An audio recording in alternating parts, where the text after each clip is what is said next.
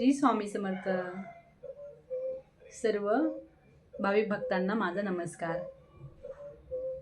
आज आपण नागपंचमी याविषयी बोलणार आहोत, गप्पा मारणार आहोत. नागपंचमी म्हटल्यावर सर्वांना माहितीच आहे का तो सण का साजरा केला जातो, कशाबद्दल. तरी थोडीफार मला जी माहिती आहे मी ती सांगण्याचा प्रयत्न करत आहे. श्रावण महिन्यातला पहिला सण म्हणजेच नागपंचमी आणि सर्वजण ते आनंदाने साजरा करतात. प्रत्येक ठिकाणची वेगवेगळी पद्धत असते. विदर्भात वेगळी, मराठवाड्यात वेगळी. काही ठिकाणी स्वयंपाक करत नाही त्या दिवशी. म्हणतात की नागोबाच्या म्हणजे डोक्यावर ठेवल्यासारखं होतं, ते तवा वगैरे ठेवलेला असतो तो. तर खूप छान पद्धती असतात आणि छान बनवलेलं असतं ते. कापण्या वरण जे काय आहे ते त्या त्या त्या पद्धतीत छान छान बनवलेलं असतं. पण काही ठिकाणी पुरणपोळी वगैरे असं सेलिब्रेशन करतात. आणि जास्त करून महिलांचा आणि मुलींचा सण मानला जातो, कारण मुली छान नटतात. मेहंदी वगैरे काढणं, ते नवीन कपडे घालणं, झोका असतो, झोका खेळण्याचं. आणि महिला आवरून बांगड्या वगैरे भरून नवीन बांगड्या घालतात आणि वारुळाला जातात, वारुळाची पूजा करतात. तर ह्या पूजा करण्याच्या मागे हे जे सणवार आहे, व्रत वैकल्प्य आहे ना, याला गुरुमाऊलींनी खूप छान असं महत्त्व दिलेलं आहे. हे साजरे झालेच पाहिजे. यासाठी सेपरेट त्यांनी दिंडोरी प्रणीत ह्या मार्गात जे आहेत सेवेकरी, त्यांनाही सांगितले आहेत कसे व्रतवैकल्प कसे करायचे काय. तर त्यात हे नागपंचमीचंही खूप छान असं पद्धतीने सांगितले आहे कशी पूजा करायची. आपण घरातल्या घरातही करतोय. चौरंगावर नरसोबाचा जो फोटो आणलेला असतो तो लावतो आणि मग त्याची पूजा करून घेतो. आणि नंतर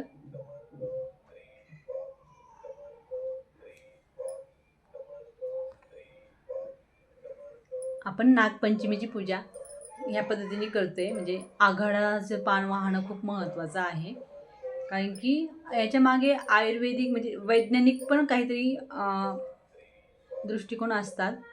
आघाडाच का व्हायचा आहे, दुर्वास का व्हायचा आहे नागोबाला, तर त्यांच्या मस्तकावर आपण जेव्हा आघाड्याचं पान ठेवतो, दुर्वा ठेवतो, तेव्हा गार असं शांत होतं मस्तक, असं म्हटलं जातं.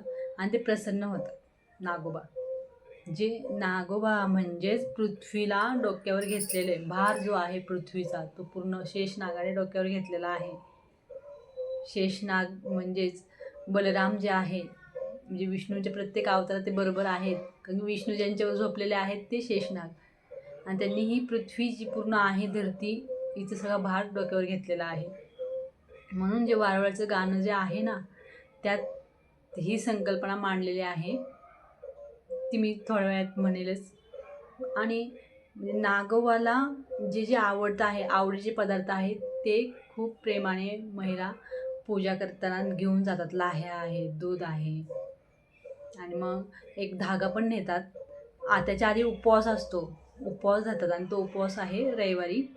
आणि मग तो उपवास का प्रेमाने इतका भारी, म्हणजे भाऊ मानलं जाते नागोबाला.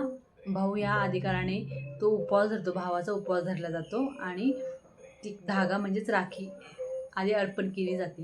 म्हणजे सर्वात आधी रक्षाबंधन इथे होतं असतं, की नागदेवतेला भाऊ मानून राखी धागा. आणि ते जरी प्राणी असले ना, तरी ह्या सगळ्या गोष्टी म्हणजे खूप छान निभावतात नातं. भाऊ मानलं आहे. त्यासाठी काय करायचं आहे, जेव्हा आपण पूजा करतो, सगळं काही अर्पण करतो, फुलं वगैरे वाहतो, त्यावेळेस मनोमन प्रार्थना करायची आहे, हे नागदेवता, मी आता तुम्हाला भाऊ मानला आहे, तर असंच पुढच्या नागपंचमीपर्यंत वर्षभर तू जन्मजन्मी साथ देशीलच, पण वर्षभर मला माझं संरक्षण कर, आणि माझ्याबरोबर माझ्या मुलांचं संरक्षण कर, माझे नातेवाईक जे आहेत त्यांचं संरक्षण कर. आता मुलांचे तर मामा, आपले भाऊ मानल्यानंतर. आणि हे एवढं फक्त बोललं ना मनोभावे, तर ते तेवढं करतातच.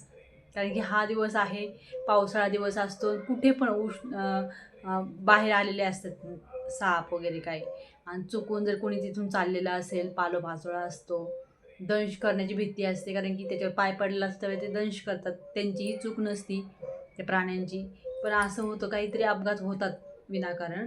तर त्यावेळेस ही जी आपण पूजा करतो ना, इथे ही प्रार्थना करायची, आणि मग त्यांची जी काही स्तुती आहे ते सगळं काही बोलून वगैरे मग तो धागा अर्पण करायचा आहे. तेव्हापासून ते बहिणीचं नातं. अशा प्रकारे खूप छान पद्धत आहे ही नागोबाची पूजा करण्याची त्याची. तुम्हाला कसं वाटतं? तुमच्याकडे काय पद्धत आहे? वेगवेगळ्या पद्धती आहे प्रत्येकाकडं. तर ती नक्कीच कमेंटमध्ये तुम्ही सांगाल. आणि सर्वांना नागपंचमीच्या खूप खूप शुभेच्छा. आणि माझा जो यूट्यूब चॅनल आहे याला लाईक करा, शेअर करा, सबस्क्राईब करा. नवीन नवीन माहिती घेऊन मी येतच राहील. श्री स्वामी समर्थ. पुन्हा भेटूया नवीन माहिती घेऊन. तोपर्यंत श्री स्वामी समर्थ.